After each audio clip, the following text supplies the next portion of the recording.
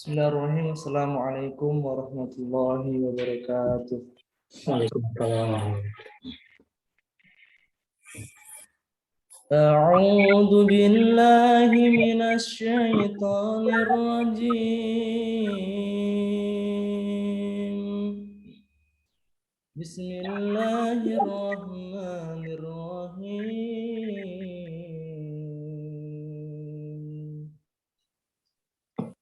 Walillahi mulkus samawati wal ardh. Wallahu ala kulli syai'in qadir. Inna fi khalqis samawati wal ardi wa ikhtilafil laili wan nahar la ayatin li ulil albab.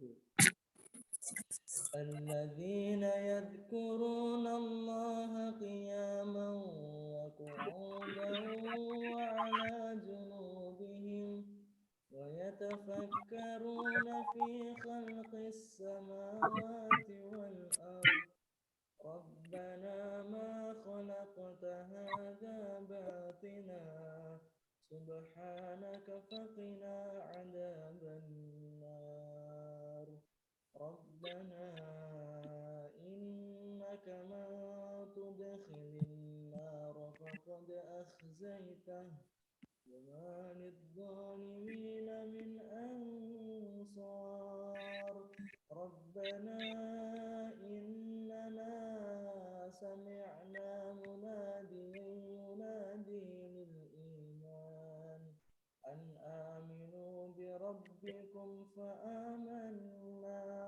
ربنا فاغفر لنا ذنوبنا وكفر عنا سيئاتنا وتوفنا مع الأبرار. ربنا وآتنا ما وعدتنا على رسلك ولا تخزنا يوم القيامة إنك لا تخلف الميعاد. صدق الله العظيم. Assalamualaikum warahmatullahi wabarakatuh. Waalaikumsalam. Astagfirullahaladzim. Baik, kita lanjutkan. Insya Allah pada pagi hari ini kita akan membedah salah satu karya dari ustadz yang populer dan kemudian otoritatif juga di bidang tafsir, yaitu Ustadz Noman Ali Khan dan Ustadz Randawa, yang berjudul dengan Divine Speech. Nah, sebelumnya kita akan perkenalan kepada pemateri dulu, yaitu Ustadz ya. Ustadz atau Pak? Ustadz. Oh, atau Kak biar lebih mudah. Ustadz Bapak Irfan Bapak Irfan Habibie Martanegara. Beliau adalah mantan ex-ketua dari komunitas Noman Ali Khan Indonesia dan sekarang menjadi ketua Yayasan Magdis di Bandung. Baik, sebelumnya kita akan memberikan sedikit pengantar terkait dengan buku tersebut. Al-Quran merupakan firman Allah SWT dan merupakan mukjizat paling berkesan dan teragung dan diberikan kepada Rasulullah Muhammad SAW. Nah, kandungan Al-Quran senantiasa relevan untuk setiap masa dan bahkan Al-Quran menantang daya nalar manusia untuk mengungkap keajaiban Al-Quran dan masih banyak ditemukan penemuan-penemuan baru di dalamnya. Nah, di antara kemujizatan Al-Quran tidak hanya pada pesan yang disampaikan, namun juga pada segi bahasanya, bahwa Al-Quran memiliki kandungan bahasa yang luar biasa, kandungan balaghah yang tinggi, kemudian gaya bahasa yang luar biasa. Disitulah kemudian letak keindahan bahasa dan melaluinya banyak makna yang bisa kita ditangkap oleh manusia. Nah, buku Divine Speech ini salah satunya mengangkat bagaimana keagungan bahasa tersebut dimiliki oleh Al-Quran. Untuk lebih jelasnya, insya Allah kita langsung mendengar ulasannya dari pemateri kepada pemateri Ustadz Irfan Habibie, dipersilakan. Ya, Bismillahirrahmanirrahim. Assalamualaikum warahmatullahi wabarakatuh. Waalaikumsalam warahmatullahi wabarakatuh. Alhamdulillahirabbil alamin. Alhamdulillahilladzi hadana li hadza wa ma kunna linahtadiya laula an hadanallah. Asyhadu an la ilaha illallah wahdahu la syarika lah wa asyhadu anna Muhammadan abduhu wa rasuluh. Allahumma sholli ala Muhammad wa ala alihi wa sahbihi ajma'in. Pertama-tama saya ucapkan terima kasih pada Kang Khairul yang telah mengundang saya untuk mengisi book review ya, bedah buku Divine Speech ini. Sebenarnya saya pribadi merasa kurang layak ya membedah buku ini karena memang penguasaan bahasa Arab saya masih ya cukup rendah lah begitu. Di komunitas ada beberapa pengajar bahasa Arab begitu dan juga ustadz yang saya kontak untuk mengisi kajian ini, ternyata pada belum punya bukunya begitu ya. Di sini juga tadi saya lihat ada Ustadz Hanif Acep begitu yang saya kontak juga, ternyata belum ada bukunya begitu. Nah jadi nggak apa-apa, insya Allah saya coba bahas sesuai dengan kemampuan saya. Jadi buku ini berjudul Divine Speech. Ini sebelum masuk ke buku saya ingin memberikan sedikit prolog dulu. Jadi saya bikin slide cukup banyak ya, setengahnya itu prolog. Buku ini sebelum bahas buku ini ada ungkapan yang menarik dari seorang yang pernah viral ya di media sosial, atau yang namanya Afi atau Asa Firda Inayah ya. Nah ini beliau diundang di sebuah talkshow di UGM setelah viral dan memberikan pernyataan bahwa esensinya tuh sebenarnya tuh nggak ada yang tahu kebenaran agama. Setiap orang meyakini agamanya masing-masing karena yakin ya, karena tanpa alasan lah, kira-kira begitu ya. Nah ini bahasa beliau sendiri, Islam adalah agama yang paling benar karena di dalam Al-Quran bahwa Islam adalah agama yang paling benar karena dikatakan dalam Al-Quran bahwa Islam adalah paling benar dan seterusnya ya. Jadi kalau menurut beliau adalah circular reasoning ya, salah satu dari logical fallacy. A benar karena B benar karena A, kira-kira begitulah mungkin ya. Jadi dia menyatakan kebenaran dirinya sendiri gitu. Al-Quran benar karena dinyatakan dalam Al-Quran. Nah, tapi apakah kebenaran Al-Quran itu circular reasoning? Nah, ini yang mungkin bisa dijawab oleh buku ini, begitu ya. Bisa jadi memang ini pemahaman yang banyak dimiliki oleh orang-orang. Ya saya percaya Quran karena ya saya percaya aja, begitu. Ya karena dalam Al-Quran dibilang Quran itu la raiba fi, tidak ada keraguan, maka saya nggak ragu begitu. Ya. Nah ini cara berpikir seperti ini ya, yang bisa terbantah lah mungkin ya dengan penjelasan dan rincian serta contoh-contoh yang ada di buku ini. Saya pribadi sebenarnya mungkin punya cerita juga begitu ya. Ketika dulu kuliah saya terobsesi dengan mendebat orang-orang ateis begitu ya. Dulu saya mungkin saya juga cerita juga bahwa saya dulu pernah bergabung di HTI begitu. Ketika di sana disampaikan bahwa kebenaran Al-Quran itu ada sebuah penjelasan rasionalnya, yaitu karena Al-Quran tidak bisa dihasilkan oleh orang pada masanya, maka sudah pasti Al-Quran itu berasal dari Allah. Itu secara ringkasnya kira-kira seperti itu. Orang-orang pada masanya ditantang, padahal pada masa itu adalah orang-orang yang paling menguasai bahasa Arab, sehingga ketika orang pada masa itu tidak bisa membuat yang serupa, maka pasti Al-Quran itu bukan dari Nabi Muhammad, karena Nabi Muhammad merupakan bagian dari orang Arab, dan juga bukan dari siapapun di sana. Apalagi tantangan itu terus berlaku sampai hari ini, maka ketika sampai hari ini tidak ada yang sanggup menjawab tantangan itu, terbuktilah Al-Quran itu berasal dari Allah.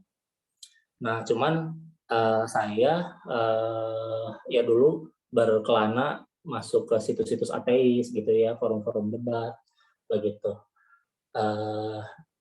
Dengan keterbatasan keilmuan saya stuck ketika ada orang yang menyampaikan bahwa dia membuat satu surat yang serupa, ya pendek sih begitu ya. Hanya saja saya di situ mulai berpikir ya, apa yang bisa saya jadikan ukuran bahwa apa yang dia buat itu memang tidak memenuhi kualitas sebagai sebuah Quran gitu ya, yang memenuhi tantangan Al-Quran. Nah, kayaknya di situ tuh mulai ragu begitu ya, bahkan mungkin mulai terpengaruh lah begitu ya. Gitu. Nah, sampai akhirnya ketemu dengan berselancar di internet begitu ya, ketemu dengan pembicara-pembicara dari luar negeri. Dulu ada Hamzah Sorsis begitu ya, kayaknya saya dulu awal-awal mencari itu ke internet, ketemu beliau dulu begitu ya. Tapi secara umum kelihatannya karena beliau juga mungkin punya keterbatasan dalam bahasa Arab, sehingga pembuktian yang dipakai mirip-mirip seperti itu ya.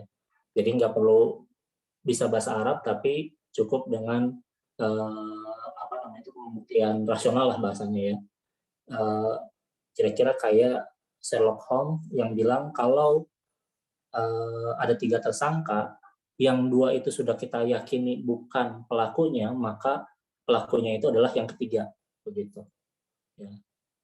Kira-kira seperti itu. Nah, karena yang lain nggak bisa bikin Quran, ini udah pasti dari Allah seperti itu.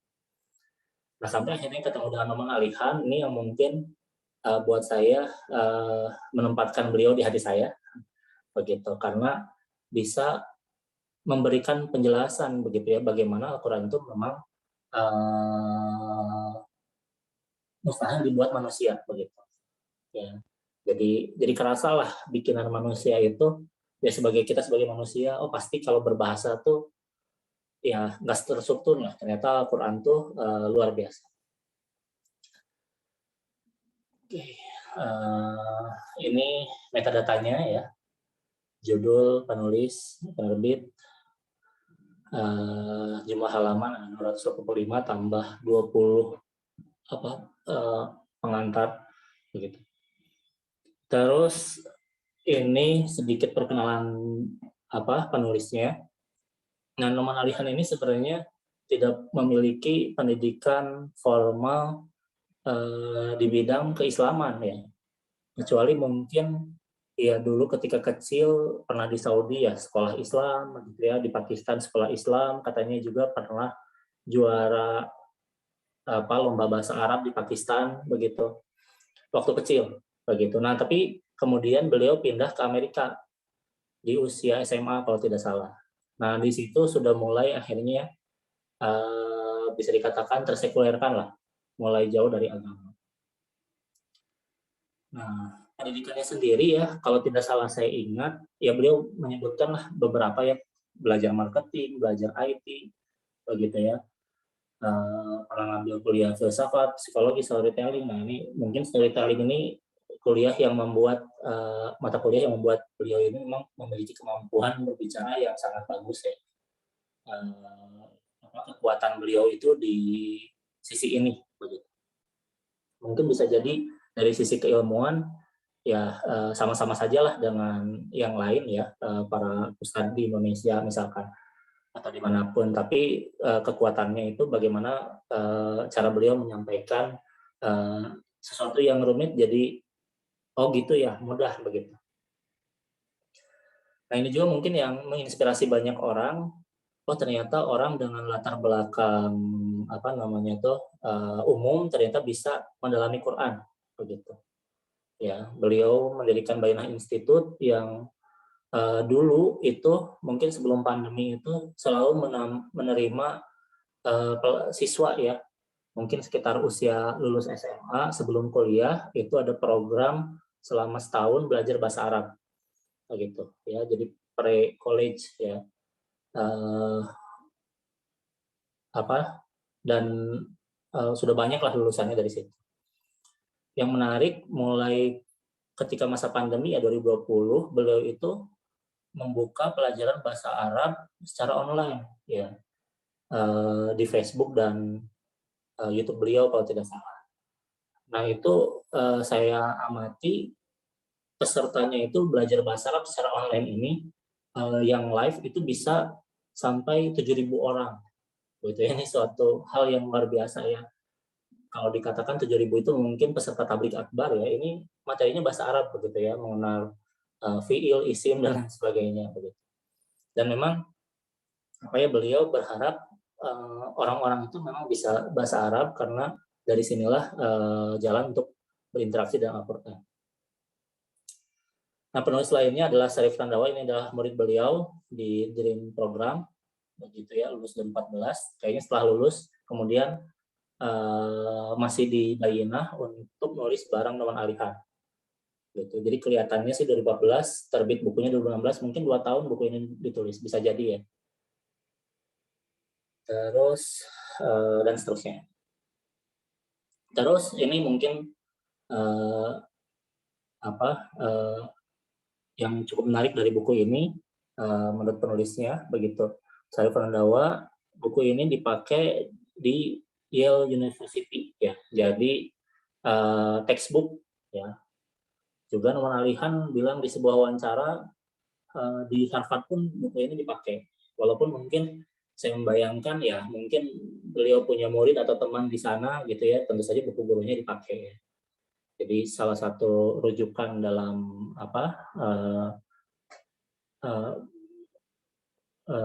pengantar Quran itu buku beliau yang dipakai. Ini saya coba cari-cari di Google Scholar, Knowledge dan sebagainya. Ternyata belum banyak sih yang membahas buku ini. Begitu. Saya nemu ada buku review 1 dan ini pun saya rasa sebenarnya lebih ke mirip summary ya atau ringkasan. Hanya sedikit mungkin opini penulis terhadap buku ini. Nanti saya tulis di belakang, saya kutip di belakang. Terus juga ada diskusi buku dari Muhammad Hijab tentang buku ini. Nanti bisa dicari sendiri di internet. Terus dari sisi tujuan penulisan, ini saya kutip dari bukunya sendiri.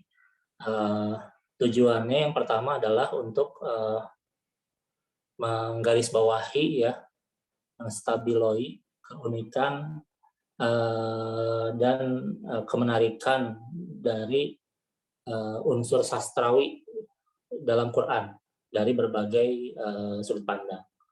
Jadi Al-Quran itu luar biasa dari sisi sastra yang dalam buku ini dicoba ditampilkan. Yang kedua adalah berusaha menyampaikan ini agar bisa difahami oleh pendengar yang non expert ya. Jadi sebelumnya Al-Quran ini indahannya hanya bisa difahami oleh orang-orang yang memiliki keahlian dalam bahasa Arab mungkin. Nah, tapi ini berusaha disederhanakan untuk pembaca bahasa Inggris. Ya. Begitu. Dari sisi penulisan, secara konten dan supervisi itu dari Noman Alihan, tapi sebenarnya penulisannya itu full oleh Syarif Randawa, begitu ya. Jadi Ustaz Noman Alihan itu nggak terlibat nulis kecuali di menyediakan bahan dan supervisi itu pengecekan lah begitu ya, dan dengan gaya penulisan yang ya agak akademik lah begitu ya, walaupun ini ditulis untuk orang bahasa Inggris kebanyakan, tapi tetap saja di sini ada saluran kaki, terus ada kaidah penulisan ya, kalau di buku-buku akademik itu suka ada kaidah penulis transliterasi, di sini ada begitu ya, ada glosari begitu ya. Ustaz Noman Alihan punya buku yang lain dan itu nggak ada di situ ya, yang karena buku yang satu lagi itu lebih buku populer begitu. Terus ada beberapa konten lain selain isi utama buku ini, ada pengantar dari Nell Robinson begitu ya. terus ada apa ya, pendahuluan yang isinya dasar-dasar keislaman dan topik-topik dalam Quran dan seterusnya. Terus juga mungkin yang agak sedikit nggak berhubungan adalah ada appendix yang berjudul Jihad dalam Quran. Ini sebenarnya nggak terlalu berhubungan dengan judul, tetapi mungkin sekalian Ustadz Nak dan Syarif Randawa ini ingin menjawab keraguan orang-orang tentang Islam. Salah satunya dalam topik jihad. Begitu. Terus kemudian ada di akhir juga ada judul yang memberikan judul-judul buku begitu untuk studi lanjutan begitu. Terus ada endorse dari Carl Ernst dan Raymond Farin begitu. Tapi ini endorse singkat saja, satu paragraf. Kalau yang tadi dengan Robinson itu pengantar 1,5 halaman. Nah, kalau dari sasaran pembaca buku ini semua orang Muslim dan non-Muslim yang siap baca textbook ya. Mungkin kalau yang nggak siap baca textbook lebih menyenangkan nonton Naknya langsung ya. Jadi Ustadz Nak itu punya aplikasi yang namanya Bayyinah TV ya, ada website Bayyinah TV. Itu di sana ada satu e-course yang judulnya Divine Speed juga begitu, yang disampaikan oleh Ustadz Nak itu lebih seru lah begitu ya.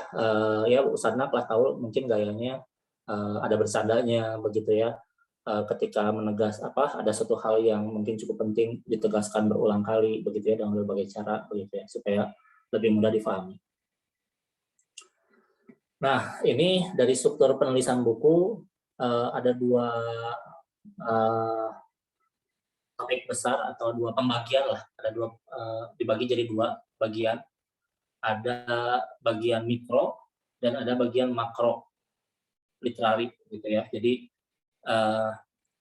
kalau di video itu diterangkan perbedaan mikro makro itu seolah-olah kalau misalnya kita melihat sebuah taman ya, kalau kita zoom in melihat satu buah bunga, bahkan mungkin satu kelopak di zoom in begitu ya, dengan mungkin kamera yang sangat tajam akan terlihat keindahan sebuah bunga itu. Nah, tapi itu melihat dari sisi mikro begitu. Nah, ada juga dilihat dari sisi makro kayak terbang gitu, naik pesawat melihat taman dari jauh, indah juga gitu. Jadi di zoom in indah, di zoom out indah juga begitu ya, ada gambaran besar yang juga indah. Oke, ini kalau mikro itu dari kata, kalimat, terus ada mungkin potongan beberapa ayat begitu ya. Nah, kalau dari makro itu potongan ayat yang lebih besar, atau bahkan satu surat, atau bahkan satu Quran begitu. Ini ada strukturnya juga. Ini mungkin lebih detail dalam bagian yang mikro ya, fitur mikro, fitur sastrawi yang mikro begitu ya.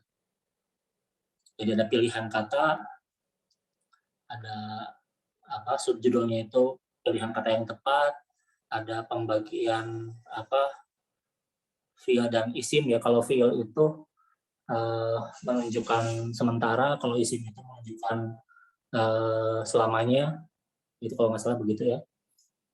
Terus ada word distinction. Ini sebenarnya belum semua isi dari buku ini saya baca. Nanti ada beberapa cuplikan saja dari sini yang saya tampilkan, terutama yang bisa saya pahami begitu. Kemudian ada word order, jadi susunan beberapa kata, misalkan ya kalau kita ngobrol begini menyampaikan ada beberapa poin, itu bisa jadi kadang-kadang poin 1, poin 2, poin 3 tuh tidak sengaja kita urutkan begitu. Nah, tapi dalam Quran itu urutan itu punya makna sendiri. Terus ada gramatikal shift atau iltifat ya, pindah asalnya dari dia ke kami begitu ya. Allah menggambarkan dirinya dengan dia, kemudian pindah ke kami begitu ya. Yang mana banyak hal dari sini itu oleh orang-orang Barat yang kalau menurut buku ini cara berpikirnya itu adalah biblical, di mana Bible itu menyampaikan jalan cerita itu secara runut, detail begitu ya, dan mungkin ya sebagaimana sastra pada umumnya lah begitu ya. Ada plot ya, alur cerita, begitu ada penokohan, ada ya unsur-unsur sastra yang lain. Tapi ketika mereka baca Quran, kok Quran acak-acakan gitu ya. Habis Allah tuh menyatakan dirinya dengan dia, terus kemudian jadi kami, gitu misalnya. Nggak beres lah Quran ini, menurut mereka. Menurut orang-orang Barat. Ya, para peneliti Barat. Terus, ya ini mungkin bisa dilihat saja. Kemudian secara makro, begitu. Ini kalau tadi ada 7 bab, ini juga 7 bab ya. Ya. Yang pertama ini storytelling dalam Quran. Ini ada 2 cerita Nabi Musa dan Nabi Yusuf. Begitu di bab 10 itu ada cerita Nabi Adam. Cuman memang lebih panjang di situ. Kalau di bab 9 singkat-singkat.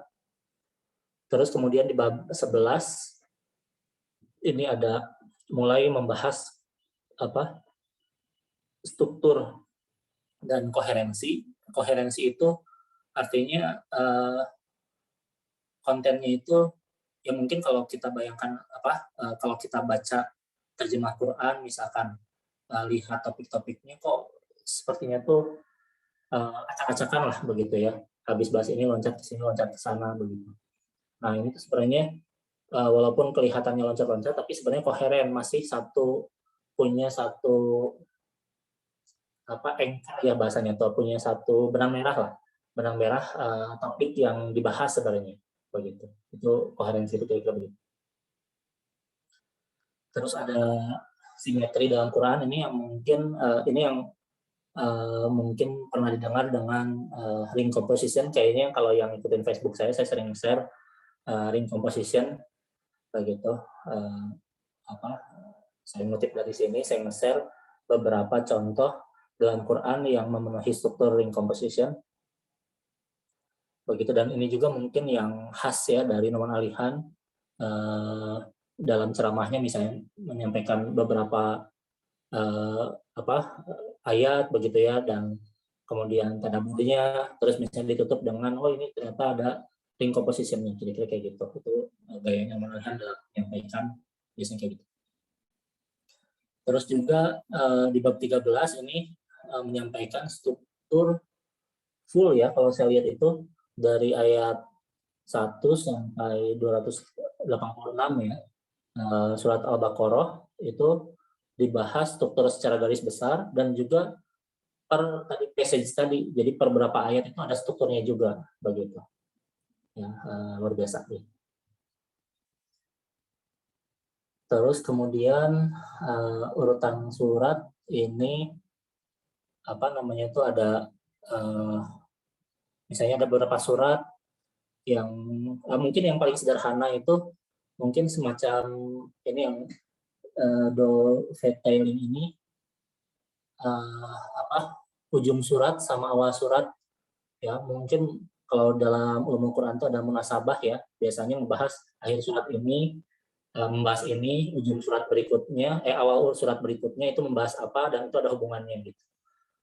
Nah, biasanya di tafsir-tafsir tertentu itu memulai pembahasan surat baru itu dengan menyampaikan hubungan dengan surat sebelumnya. Terus kemudian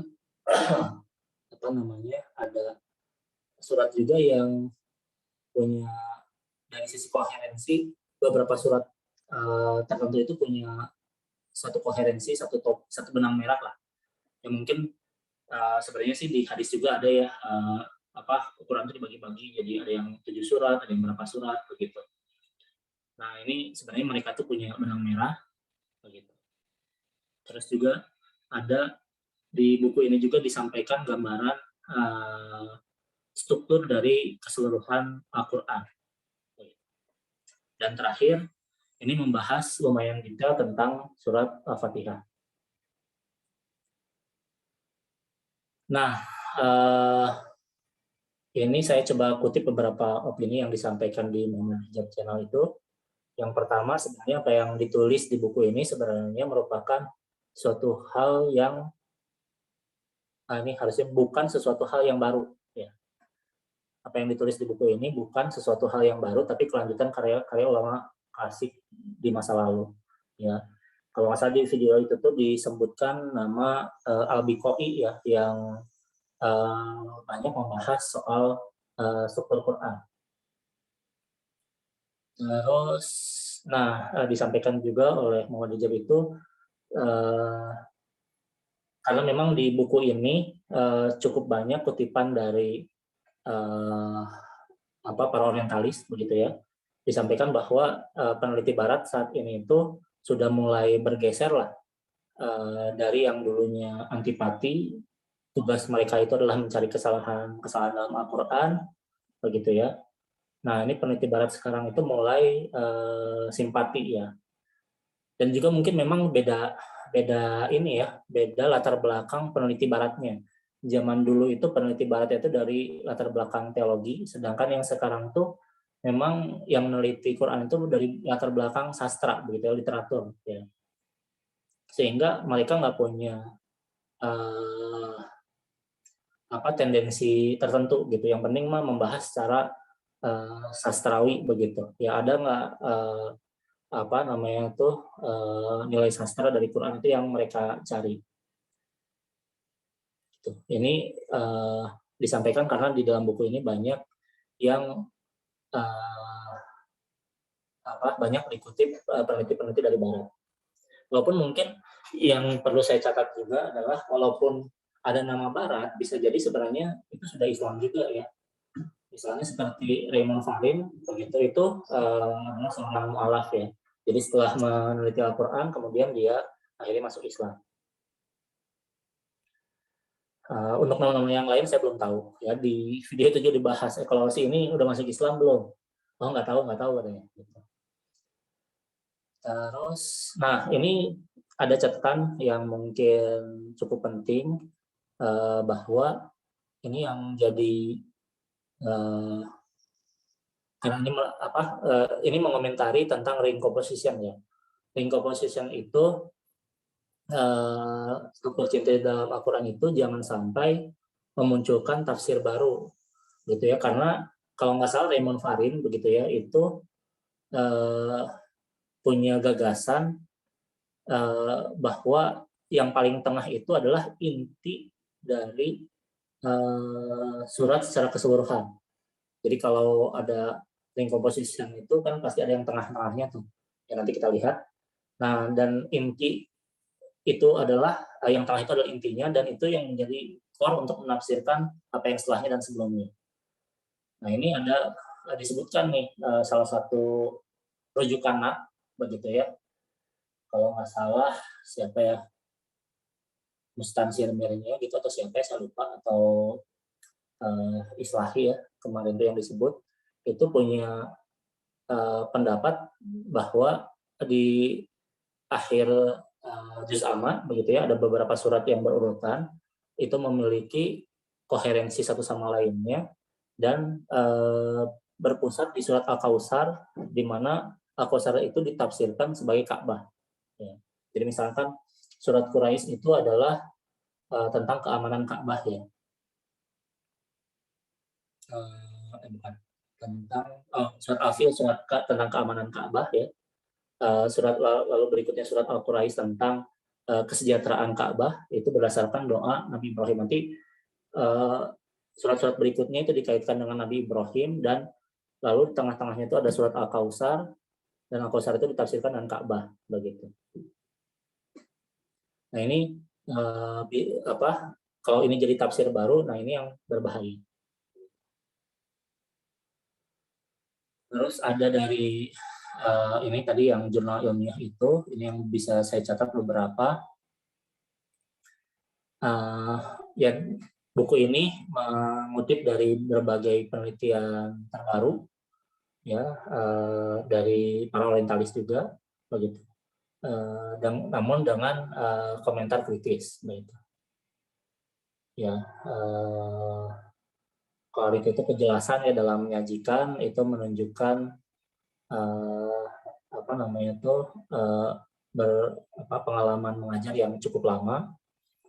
Walaupun sih sebenarnya buat saya buku ini ya saya mencoba membandingkan ketika baca buku ini dengan nonton videonya langsung, ya tentu saja lebih jelas ketika nonton videonya ya. Di sini ada beberapa hal yang terus sowat begitu ya, saya mungkin kurang penekanan dari Randawa ketika nulis bukunya.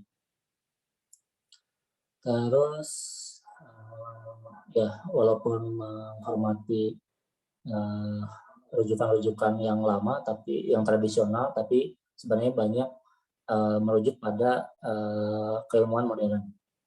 Terus ya jadi di buku ini tuh dari tafsir-tafsir klasik, Ar-Razi dan lain sebagainya begitu ya, sampai apa tadi nama-nama barat yang saya sebutkan itu ada semua begitu. Jadi wide range itu luas lah rujukannya itu. Terus ya jadi apa sebenarnya ini tuh di buku ini tuh tidak berusaha membela diri dari tuduhan orang-orang, tapi menjadikan tuduhan itu sebagai teaching moment. Contoh itulah mungkin apresiasi terhadap buku ini. Tuh, nah kalau dari saya sendiri, komentar saya buku ini melihat secara garis besar keindahan sastra ya bisa begitu ya.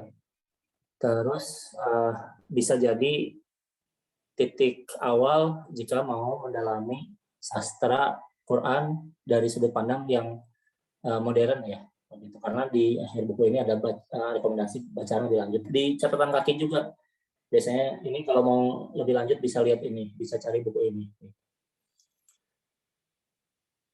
Nah, terus ada perbedaan antara buku dan video. Saya lihat kalau buku ini banyak catatan kaki, dan kelihatannya dengan catatan kaki itu jadi lebih kokoh dari sisi argumentasi. Nah, namun yang di video itu kadang ada hal yang berbeda dengan yang disampaikan di buku ini. Ya, jadi ada sedikit perbedaan. Misalnya di surat Al-Baqarah itu nanti ada struktur yang saya sampaikan setelah ini. Itu ada agak beda antara yang di buku dengan yang Ustadz Nak sampaikan. Walaupun yang disampaikan Ustadz Nak itu kayaknya apa namanya ada kurang pasnya begitu. Ya. Nah, kalau dari sisi buku ini to the point, ya beres bahasan pindah bahasan berikutnya. Ya. Kalau di video itu ya tadi banyak kalau butuh ditekankan, kalau ada apa humor. Jadi video tentang defense speech itu adalah ceramah beliau di Malaysia selama 2 hari yang terdiri dari ya banyak topik lah. Begitu dalam 2 hari itu kayaknya seharian itu maksudnya full. Satu hari pertama full, ada kajian, ada banyak break begitu ya. Terus kemudian hari kedua juga begitu. Jadi bukan sehari pertama satu sesi, hari kedua satu sesi, tapi hari pertama mungkin bisa sampai 5 atau 6 sesi, hari kedua juga begitu. Jadi waktu pengalihan cukup panjang untuk memberikan bumbu ya humor dan lain sebagainya. Nah ini mungkin saya sampaikan beberapa cuplikan ya dari buku ini. Ini dari topik word choice ya, tentang pilihan kata yang tepat begitu ya. Di surat Sof 2 ayat berturut-turut, ayat 5 dan 6 itu ada 2 nabi yang menyeru kaumnya, tetapi dengan cara yang berbeda. Nabi Musa itu menyeru dengan ya qaumi begitu ya, hai kaumku. Ya, dan ini merupakan panggilan dari semua nabi ya terhadap kaumnya begitu ya. Nabi Nuh, Nabi Ibrahim dan lain sebagainya itu kalau menyeru kaumnya itu dengan ya qaumi. Tapi di ayat berikutnya Nabi Isa menyeru kaumnya tidak dengan ya qaumi begitu, tapi dengan ya Bani Israil begitu. Masih dekatan ayatnya, tapi cara penyampaiannya berbeda. Nah ini kalau di sini bisa difahami bahwa penegasan ya bahwa Nabi Isa itu diutus khusus untuk Bani Israel ya, karena di Kristen ya teologinya ya bukan kitab sucinya ya, tapi dari teologinya itu seolah-olah Nabi Isa itu untuk semua orang begitu ya. Padahal sebenarnya di sini dikutip juga di buku ini di Matius ya, Matius ayat 10:6 begitu. Nabi Isa itu diutus untuk domba tersesat dari Bani Israel. Nah yang kedua adalah ini sebenarnya di orang Yahudi ya, lineage itu, keturunan itu berdasarkan matrilineal begitu ya. Namun di pendengar orang Arab sebenarnya keturunan itu adalah patrilineal. Nah, ketika Al-Quran disampaikan ke orang Arab, maka jelas gitu ya, Isa tuh bin Maryam, itu berarti dia nggak punya bapak, yang artinya ketika nggak punya bapak, dia nggak punya kaum, karena keterkaitan dia dengan kaumnya itu lewat bapaknya. Nah, jadi kalau misalnya Isa sampai nyebut ya qaumi, mungkin orang Arab akan protes begitu ya, kan dia nggak punya bapak begitu. Itu yang pertama. Terus nah ini tentang word order ya. Ini nggak semua contoh saya bahas ya, karena selain mungkin keterbatasan waktu. Ini Mas Harul sampai jam berapa kira-kira? Jam 7, Ustaz. 5 penyampaian ya, sampai kapan? Ya, insya Allah sekitar jam 7. Kalau materi dari saya maksimal. Kalau materi sesi tanya jawab 15 menit aja, Ustaz. Sampai 6.45 aja. Ya, ini kayaknya sih contoh dari saya nggak sebanyak yang di buku, jadi mungkin cukup ya. Nah ini ada nama dan ada urutan nama Allah itu punya kesejalanan ya, kesesuaian dengan urutan tugas Rasulullah. Begitu. Jadi di sini Allah di ayat pertama Allah memperkenalkan dirinya dengan 4 nama ya. Al-Malikul Qudusil Azizil Hakim. Nah, Raja ya, Malik, Kudus, Aziz, Hakim. Begitu. Nah ini kalau menurut pemalihan ini punya kesesuaian dengan tugas Rasulullah. Ya. Dan mungkin kira-kira digambarkan segini.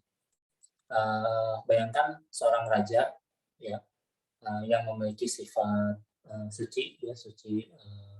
Terus kemudian dia juga raja itu agung ya, aziz begitu ya. Terus dia juga hakim, bijaksana. Itu kemudian raja ini mengutus seseorang untuk pergi ke sebuah wilayah, misalnya suku terpencil begitu ya, untuk menyampaikan bahwa wilayah itu adalah milik raja tersebut. Oleh karena itu wilayah tersebut harus tunduk pada raja tadi. Nah, dan kemudian raja itu akan memanggil penduduk-penduduk itu untuk menghadap ke sang raja. Nah, apa tugas si utusan tadi? Yang pertama adalah tugas utusan tadi adalah menyampaikan tanda bahwa dia adalah utusan raja. Gitu. Jadi tugas yang pertama yatlu alaihim ayatihi ini menurut pemalihan adalah menyampaikan tanda bahwa dia adalah utusan Allah begitu. Nah, terus kemudian orang-orang ini akan diajari aturan-aturan bagaimana mereka menemui rajanya begitu. Tapi sebelum aturan-aturan itu disampaikan, ya suku terpencil mungkin terbelakang mungkin ini disucikan dulu ya, mungkin disuruh mati atau bagaimana lah begitu ya, disucikan dulu. Nah setelah mereka siap itu baru diajarkan ya raja yang agung ini yang punya kalau Noman Alihan itu menerjemahkan itu sebagai authority ya, Aziz itu ya. Nah karena dia punya authority maka dia punya aturan begitu, yaitu mengajarkan kitab. Nah kitab ini Noman Alihan sambungkan dengan hukum begitu ya, dan di bahasa Inggris juga untuk menunjukkan hukum itu kadang-kadang digunakan bahasa book begitu. Terus kemudian nah setelah aturan disampaikan, nah terus diajarkan juga hikmah begitu ya. Nah ini jadi ada kesesuaian antara urutan nama Allah dengan urutan tugas Rasulullah. Sebenarnya ini kalau misalnya penjelasan saya kurang jelas, nanti ini ada video beliau yang ada di YouTube beliau, judulnya 4-Step Transformation kalau nggak salah. Jadi silakan cari di Bayyinah Institute di YouTube. Nah itu cari judulnya kalau nggak salah 4-Step Transformation. Jadi tugas Rasulullah ini tadi tugasnya itu akan mentransformasikan kehidupan pribadi dan juga masyarakat dengan urutan seperti ini. Itu kalau menurut Noman Alihan. Terus ini tadi soal iltifat ya, soal perubahan sudut pandang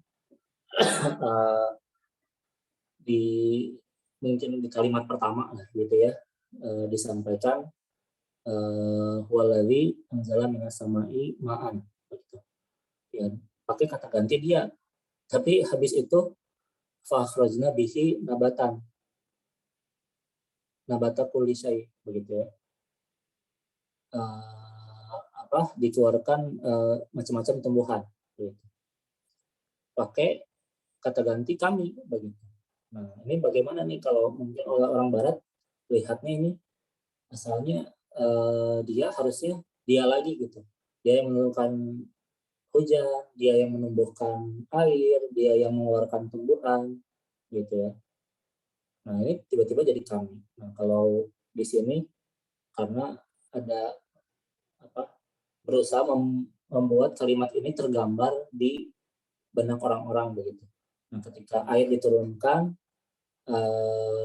dari langit, begitu ya, air hujan diturunkan dari langit karena langit itu jauh, begitu ya, di atas digunakan kata dia. Gitu.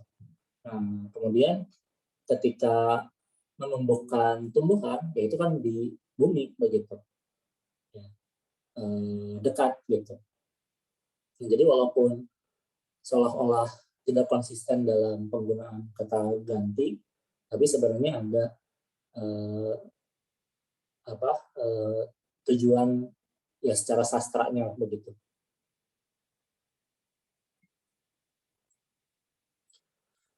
Terus kemudian ini disebutnya pemisah antara hak dan batil begitu. Ini tentang parabel itu ya ada subtopik. Nah, dalam satu ayat yang sama ada dua kiasan ya, ada dua permisalan tentang bagaimana Allah memisahkan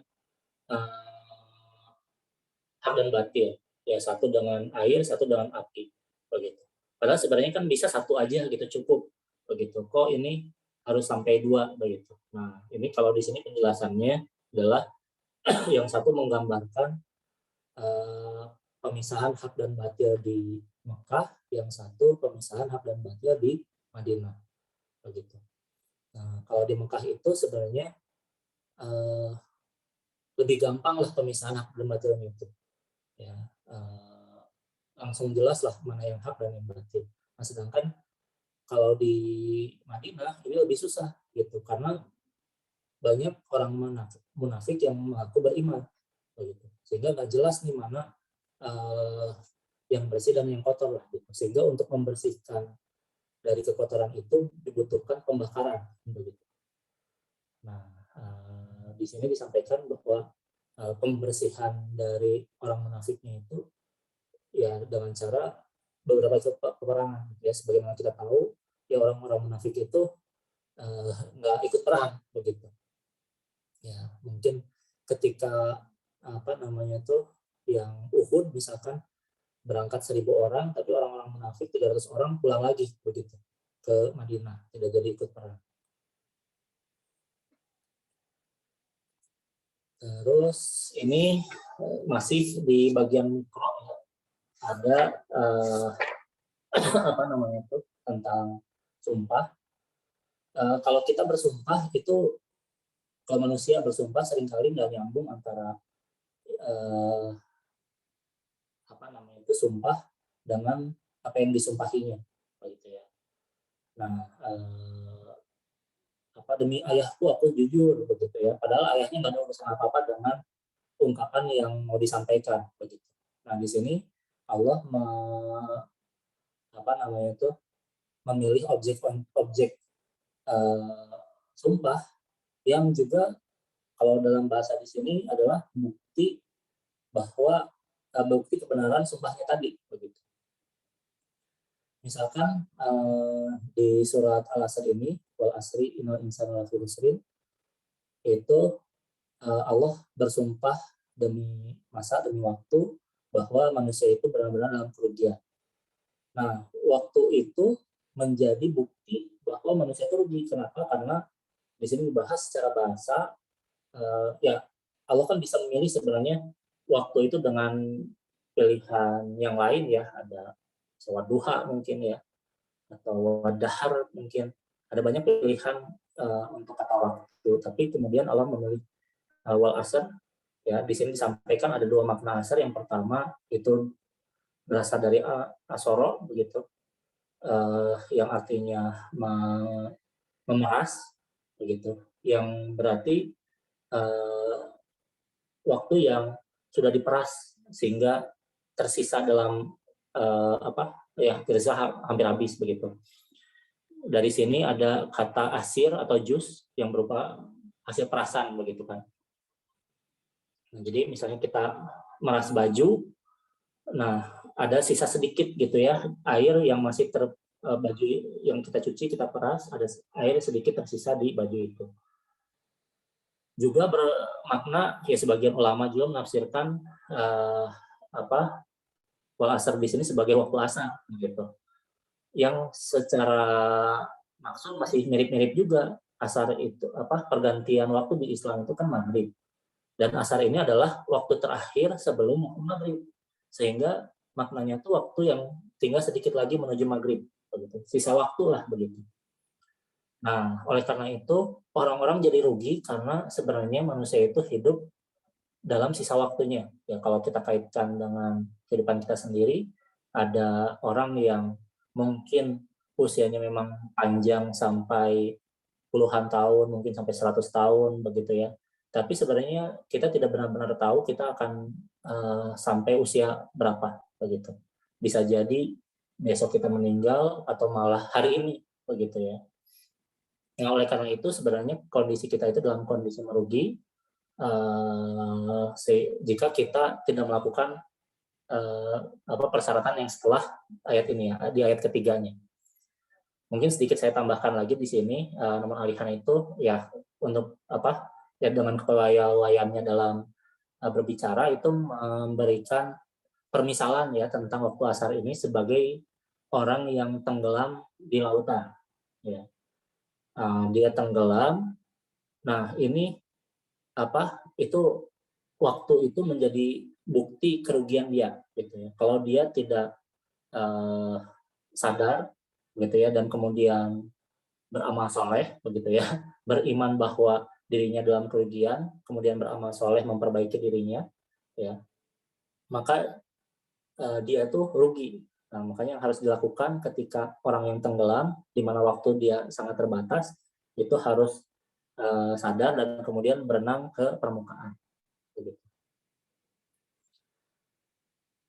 Nah, ini kita masuk ke bagian makro dari buku ini. Ini sebenarnya ada bagiannya yang tentang storytelling, tapi saya nggak sempat baca, jadi saya langsung ke struktur Quran. Ring composition itu maksudnya apa? Mungkin bagi yang belum pernah dengar sebelumnya, ring composition itu adalah satu struktur mungkin dalam prosa, ya, di mana strukturnya itu tidak seperti struktur yang biasa kita pelajari, ya. Mungkin kalau dulu kita belajar puisi itu ada struktur ABAB misalkan, atau AABB begitu, ya. Nah, ini ternyata strukturnya itu ABBA, kira-kira begitu, ya. Jadi kalau ABAB kan ABAB, A yang pertama, misalnya A1, B1, A2, B2, A pertama ke A kedua, terus B pertama ke B kedua. Ada kaitan, ada keterkaitan begitu. Ini kayak pantun itu setidaknya keterkaitannya dari sisi rima, ya, akhiran bunyi begitu. Nah, kalau ini dari sisi makna itu punya keterkaitan, tapi dengan struktur yang mungkin tidak diduga oleh orang-orang sebelumnya. Inilah yang membuat orang-orang orientalis ketika membaca Quran itu kok berantakan, ya, begitu struktur Quran. Nah, padahal sebenarnya strukturnya memang bukan struktur yang biasa. Misalkan sebagai contoh, ini video Noma Alihan tentang ayat kursi ini cukup viral, ya, nanti bisa dicari sendiri siapa tahu ada yang belum pernah melihatnya. Sudah diterjemahkan juga oleh tim Noma Alihan Indonesia. Kita tahu ayat kursi itu bisa dikatakan satu ayat tapi ada 9 kalimat, gitu, ya. Allahu la ilaha illa huwal hayyul qayyum, atahulu sinatun wa naum, dan seterusnya. Yang mana ternyata mungkin kita melihat ayat ini sebelumnya dengan cara berpikir, ya Allah mendeskripsikan dirinya sendiri, ya, secara acak begitu, ya. Allah hidup kekal terus menerus mengurus makhluknya, tidak tidur, kepunyaan di langit, ya. Jadi dari asalnya sifatnya, terus ke kekuatannya, terus ke wilayahnya, gitu, ya, terus ke kehendaknya, begitu, ya, ke ilmunya, loncat-loncat. Tapi ternyata kalau diteruskan dan lihat maknanya, ternyata ada keterkaitan, gitu, ya. Kalimat yang pertama ke kalimat yang ke-9, ya, sama-sama menggambarkan dua sifat Allah, Hayyul Qayyum sama Hayyul Alim, begitu. Terus kemudian yang kedua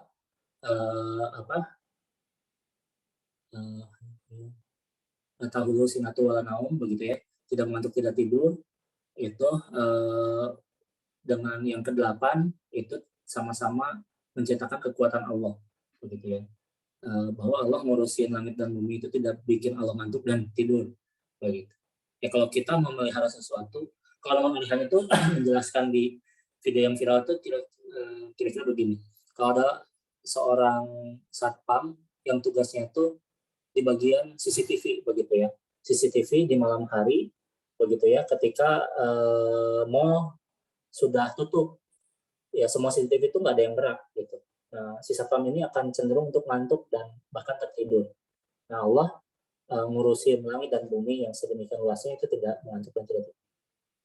Terus ini yang berikutnya kelihatan jelas, ya, ada sama-sama langit dan bumi. Terus kemudian di sini ada bahasa yang sama juga, sama-sama ilah, begitu, ya. Kemudian yang tengah-tengahnya tentang ilmu, bahkan Kalau Noman Alihan itu membahasakannya begini. Yang tengah-tengah ini seolah-olah Allah tahu apa yang ada di ABCD yang pertama dan apa yang ABCD yang kedua. Nah, gitu. Jadi ini tuh disusun dengan sedemikian rapi. Dan mungkin sebagai tambahan juga, mungkin kayaknya ini ya video yang pertama yang membuat saya cukup puas dengan Noman Alihan dari sisi pencarian saya yang sebelumnya tadi yang saya sampaikan di awal. Saya tanpa bahasa Arab begitu. Kayaknya dengan melihat ini tuh udah cukup gitu ya, bahwa Al-Quran itu berasal dari Allah gitu. Ya, kalau sebelumnya tadi saya dengan pembuktian rasional karena tidak ada orang yang bisa bikin, maka Al-Quran dari Allah. Kalau yang ini emang melihat kualitas yang ada dalam Qurannya begitu. Kalau yang sebelumnya itu mungkin secara dari jauh lah melihat. Kalau ini kita melihat secara dari dekat salah satu karakter dari Quran.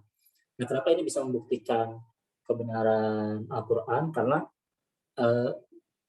Al-Quran itu bersifat lisan ya, oral begitu. Yang kita tahu ya tidak ada catatan atau riwayat yang menyebutkan Nabi Muhammad itu menyimpan alat tulis di rumahnya. Padahal dengan susunan seperti ini pasti hasil motret ya, motret itu bahasa Indonesia, hasil bikin draft gitu. Mungkin asalnya brainstorming dulu, bisa dikeluarkan dulu kata-katanya, habis itu disusun urutannya, oh ini bagusnya setelah ini begitu. Dan kalaupun memang ini pada saat itu dijadikan sebagai salah satu kekuatan untuk dalam syair beliau ya, tentu ini akan disampaikan, oh ini saya bikin syair dan ini tuh susunannya begini loh begitu ya. Bisa jadi sebenarnya orang-orang Quraisy juga bahkan mungkin para sahabat itu nggak tahu susunan ini begitu. Ini yang sejauh yang saya ikuti untuk urusan ring composition ini memang penelitian terakhir ya, mutakhir begitu. Penelitian terbaru di bidang Al-Quran dari sisi sastra. Oke, nah berikutnya di di surat Nur ya, Allahu nurus samawati wal ardh begitu. Ternyata ini juga punya struktur ring composition juga ya. Nah, jadi jadi ini kalau ini bisa dibagi jadi 8 bagian, yang 1 ke 8, yang kedua ke 7 dan seterusnya. Nah, itu tadi 2 dari sisi satu ayat ya, sama-sama satu ayat, ini ayat kursi, ini ayat di surat An-Nur ayat 35 ya kalau nggak salah, 37. Nah, ini dari sisi surat yang lumayan panjang ya, yang pertengahan. Ini saya surat yang pendeknya, berarti nggak masih contoh ya. Terus ini surat Yusuf ini surat ke-12. Mungkin kalau bisa dikait-kaitkan cocokologi bisa dibagi jadi 12 bagian begitu. Mungkin nggak ada hubungannya sih ya sama pembagian 12 ini.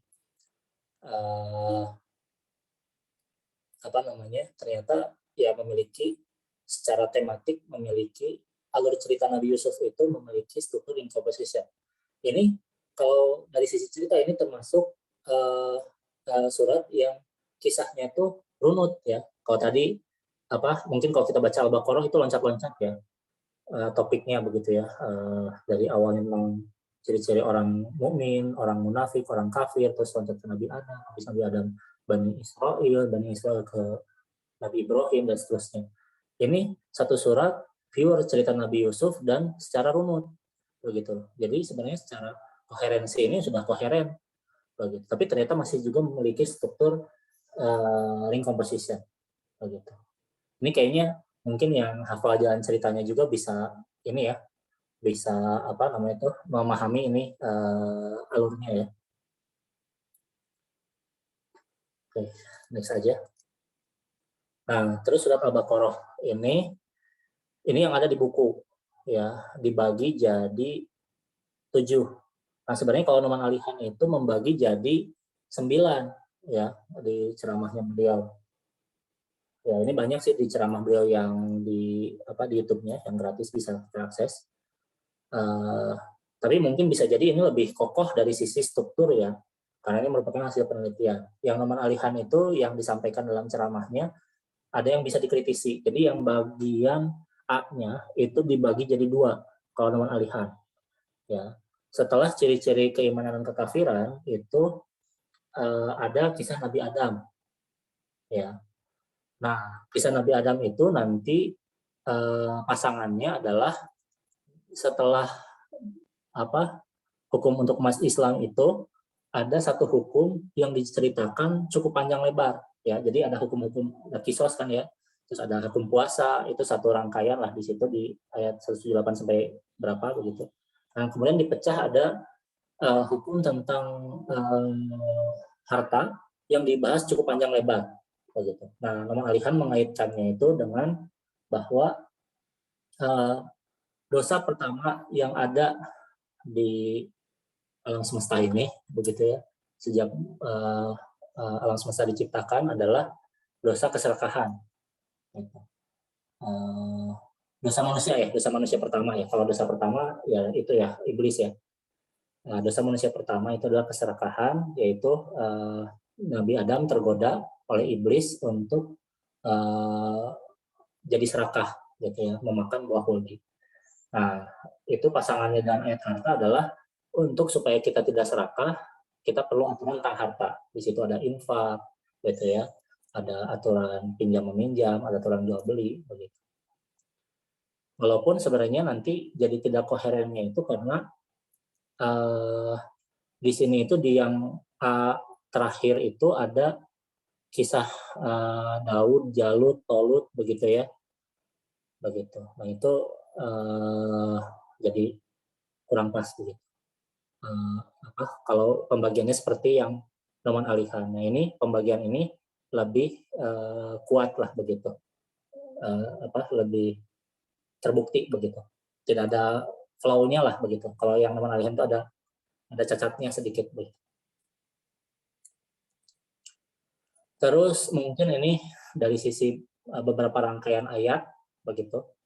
Di surat Al-Baqarah sebenarnya di sini surat Al-Baqarah itu full, ya, dari awal sampai akhir itu ada pola-pola yang seperti ini. Saya cuplik aja begitu.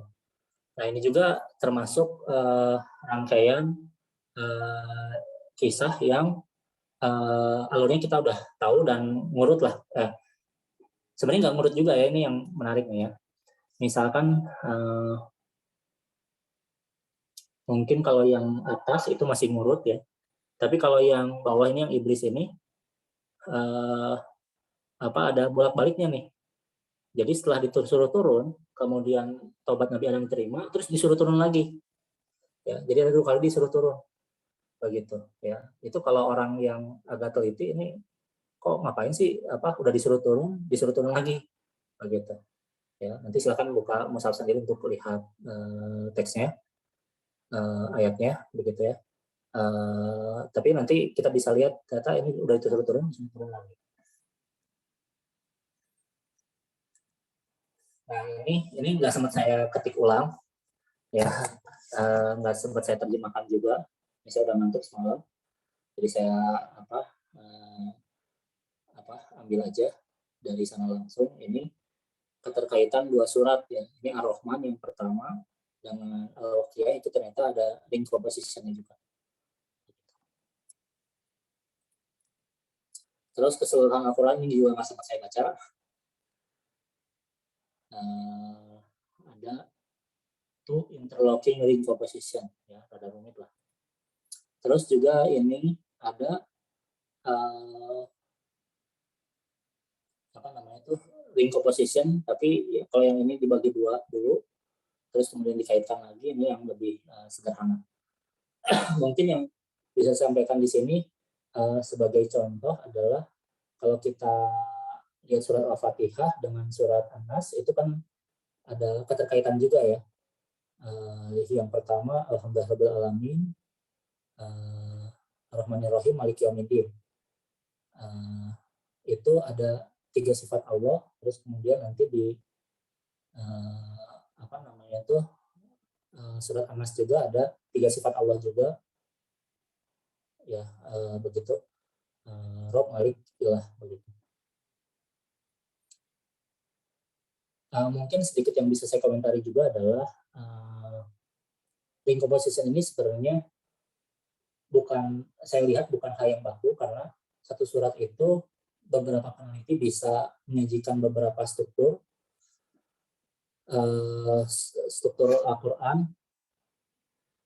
Saya ingin perlihatkan sebuah, udah lebih ya saya ini terakhir aja sebagai penutup. Ya, ini ada sebuah website, ya, blog mungkin ya, namanya Heavenly Order, dibikin bukan oleh teman alihan, ini oleh orang lain. Dia mencoba bikin link composition untuk seluruh Al-Quran. Jadi sementara ini penelitian belum ada yang sampai semua bagian di Quran, begitu ya. Raymond Farin itu bikin secara garis besar Quran dan kemudian Al-Baqarah. Ya. Anissa juga dia bikin. Nah, tapi ada banyak surat lain yang belum terbahas. Nah, dia mencoba mengumpulkan berbagai hasil penelitian dan juga mencoba mentadaburi sendiri dan kemudian mengumpulkannya di sini. Nanti bisa dibaca sendiri. Ini yang Yusuf juga ada beberapa penelitian. Ini belum semua juga, tapi dia udah nulis semua surat di sini. Ada yang udah bisa diklik, ada yang belum. Ya, misalkan ya Al-Balad belum bisa diklik, Fajar belum. Gitu. Tapi ini mungkin udah berapa ya, udah lebih dari 50% lah surat sudah ada ininya, sudah ada strukturnya. Begitu mungkin yang bisa saya sampaikan. Bahwa misalnya, silakan dengan moderator. Baik, syukran jazakumullah atas penyampaiannya. Memang benar bahwa kemudian bahasa Arab menjadi bagian dari agama Islam yang dengannya kemudian Al-Quran bisa dipahami dan diuraikan bahwa kemudian kemukjizatannya itu bisa terlihat sebagai bukti. Nah, baik, kita masuk ke sesi selanjutnya, yaitu sesi tanya jawab. Bagi peserta yang ingin bertanya secara langsung bisa menggunakan fitur raise hand, atau kemudian kalau tidak bisa melalui kolom chat, namun yang diprioritaskan adalah yang melakukan raise hand. Dipersilahkan. Ada yang bertanya?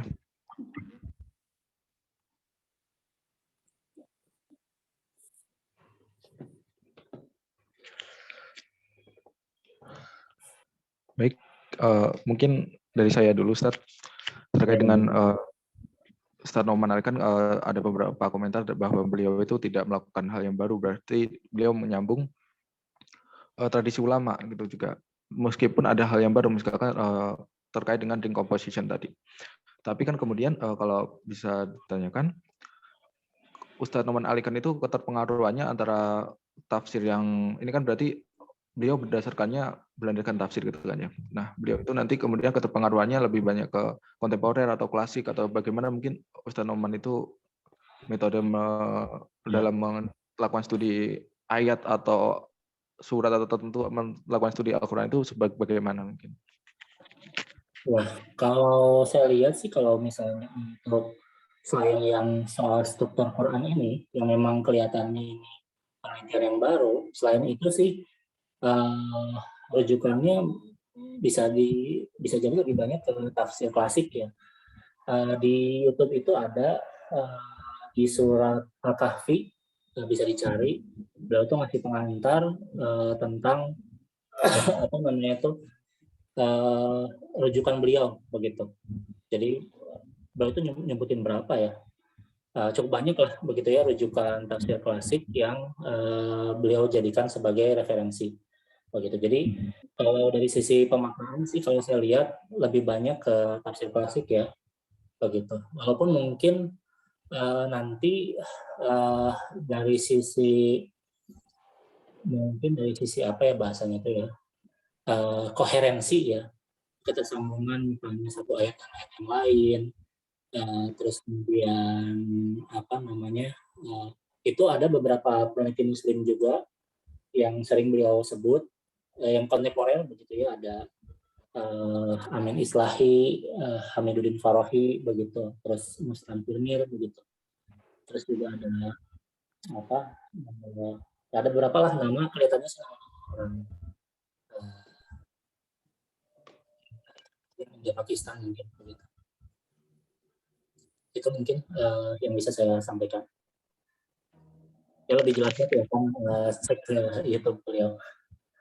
Ya nanti di searching yang Al-Kafi ya Ustaz. Jadi kan tadi ada beberapa rujukan referensi seperti 4-step tadi, 4-step transformation, ada yang Al-Kafi, mungkin emang kemudian bisa lanjut lebih dengan melihat videonya Ustadz Noman. Ya. Baik, ada pertanyaan dari Ustadz Hanif Acep, dipersilakan.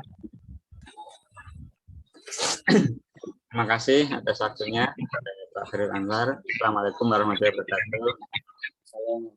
Saya ucapkan terima kasih dulu kepada Ustadz Irfan atas pemaparan tadi.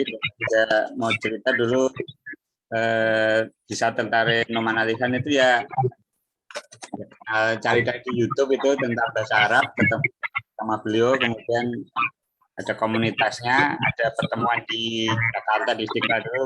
Ya, saya beli flash disknya itu ya, yang dijual oleh komunitas, ceramah-ceramah itu sangat membantu saya untuk belajar tentang Al-Quran. Nah ini yang saya juga apa ya, ada semacam pertanyaan begitu ya, linknya itu. Kira-kira tafsir apa yang apa paling mendekati apa yang disampaikan gitu ya? Apakah Ibnu Asyur yang At-Tahrir wa Tanwir atau yang siapa? Mafatih Ghaib, Khairuddin Razi, atau apa yang paling banyak menjadi rujukan dari Ustaz Noman Alihan begitu. Karena sepertinya memang kurang apa ya? Karena mungkin saya sendiri gitu ya kurang mengakses literatur yang seperti beliau sampaikan di ceramah atau di buku. Dan beberapa hari ini saya agak browsing ke disertasi yang terkait tafsir ya. Nah, ternyata banyak gitu ya tema-tema yang dibahas serupa dari misalkan tesisnya disertasinya Dr. Amir Faisal Fat ya, The Unity of Al-Quran. Dia menyelesaikan di Islamabad itu tentang keutuhan Al-Quran. Itu ternyata maksud saya begini. Saya juga sempat kepikiran, ini kok kita baru dengar itu ya tentang ayat kursi, tentang kesatuan ring structure composition itu ada semacam kagum, tapi juga ada skeptiknya. Ini dari mana sih begitu? Nah, ternyata mungkin begitu ya. Ini sebenarnya ada linknya dengan karya-karya ulama klasik, cuma kita nggak bisa mengaksesnya karena keterbatasan ilmu kita atau akses kita. Tapi kalau di kalangan ulama, saya pikir mungkin juga tema yang karena pro kontra munasabah itu ada ya. Ada sebagian ulama yang setuju, ada yang tidak. Tapi sepertinya tema itu juga bukan tema yang terlalu asing ya. Maksudnya sudah dipelajari di jurusan-jurusan tafsir begitu. Nah, yang ingin saya mungkin perlu pencerahan dari Ustadz Irfan itu, apa tafsir yang paling mendekati dari kajian Ustadz Noman itu, apakah karya ulama apa begitu.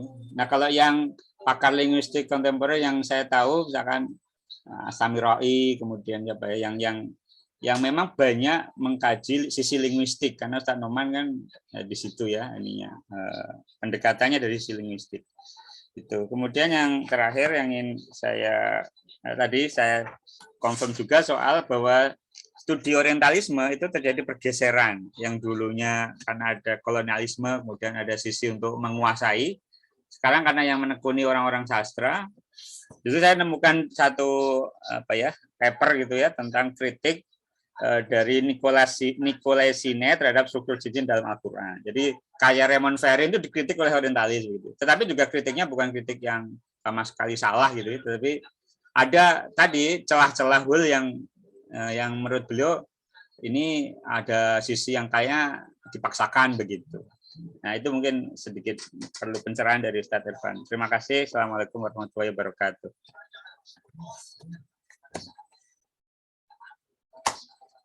Oke, ya mungkin Bismillahirrahmanirrahim. Untuk yang pertama, saya nggak bisa memberikan ini lebih dekat kemana ya. Cuman di video book review yang Muhammad Hijab itu disebutkan ada tuh yang menurut beliau itu Noman Alihan tuh ngopi plak dari sana ya. Cuman saya lupa itu siapa gitu ya. Mungkin silakan ditonton di videonya. Dan di sana juga yang menyatakan bahwa ini tuh kelanjutan gitu. Walaupun kelihatannya sih yang paling klasik itu di Abikoi-nya itu, begitu ya. Mungkin segitu yang bisa saya sampaikan ya soal siapa yang paling bisa mendekati. Walau alamnya Ustadz Nak memang hampir tidak pernah menyebut referensi, begitu ya. Mungkin yang di 4 step itu disampaikan tuh referensinya tuh Farudin Ar-Razi ya. Tapi hampir ya jarang ya beliau menyampaikan siapa rujukan beliau begitu, karena memang beliau bukan ingin membuat kelas akademik begitu ya, tapi ingin pendengarnya tuh paham begitu, bukan sekedar menjadi seolah-olah kajian akademis begitu.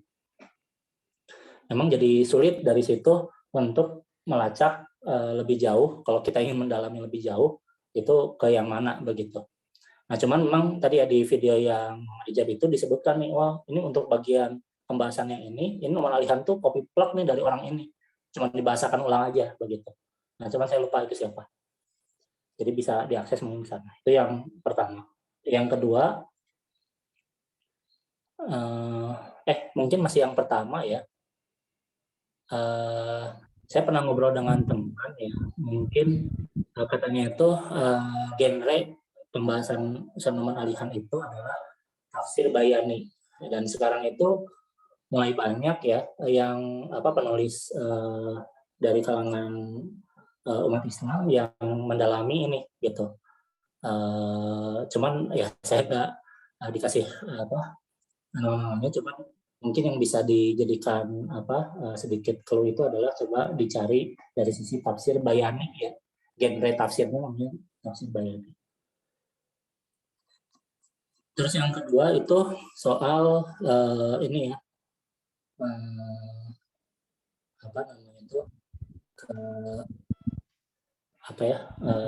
linguistik atau bukan keahlian ya, kesahan mungkin ya, kesahan ring composition mungkin ya.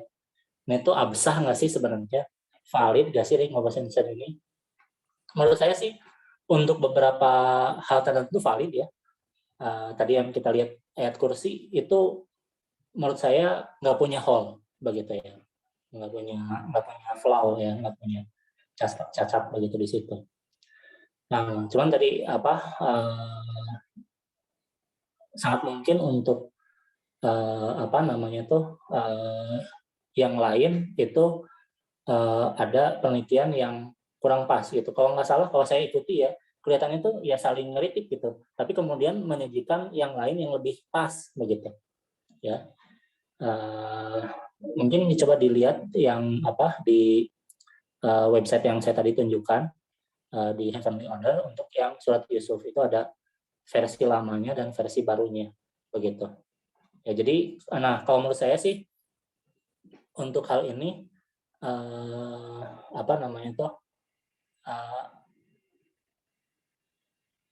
sangat membuka peluang lah untuk penelitian awal itu masih punya kekurangan begitu, tapi kemudian nanti ada berikutnya yang lebih mempertajam itu dari sisi struktur. Kalau saya lihat seperti itu ya. Karena kan untuk bisa mengaitkan misalnya tadi 1 dengan 9 atau A dengan A kutip begitu, B dengan B kutip, itu kan bisa dengan berbagai cara ya, bisa dengan kesamaan kata misalnya, bisa dengan juga sinonimnya begitu ya, atau bisa dengan kesamaan topik, atau bahkan dengan kebalikannya begitu. Yang di sini bahas surga, yang sini bahas neraka gitu. Jadi ada banyak kemungkinan cara kita untuk mengaitkan suatu topik begitu, sehingga bisa jadi ada sudut pandang yang berbeda dan mungkin pembagian yang berbeda. Tadi ada yang misalnya 7 pembagiannya, kayak yang paling gampang tuh yang paling general gitu ya 7, tapi kalau misalnya lebih detail gitu ya, itu memang perlu usaha lebih dalam untuk mencari keterkaitan yang lebih dari situ. Jadi kalau jawaban saya, kesimpulannya adalah di beberapa hal ada yang tidak terbantahkan lah, mungkin sulit lah untuk dicari kekurangannya di mana dari sisi struktur, tapi di sisi yang lain masih mungkin memang ada beberapa struktur yang masih terlalu kasar begitu ya. Ini sebenarnya nggak begitu nyambung gitu ya. Tapi bisa jadi nanti ada bisa benang merah yang bisa dicari begitu. Itu mungkin yang bisa saya sampaikan kurang lebihnya.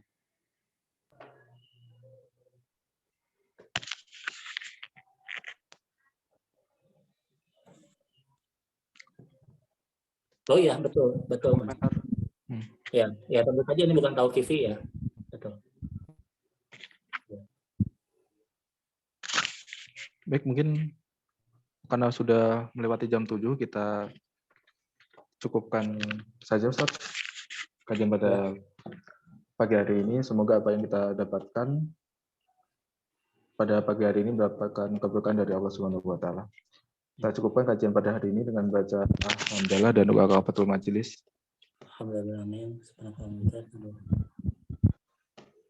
Wassalamualaikum warahmatullahi wabarakatuh.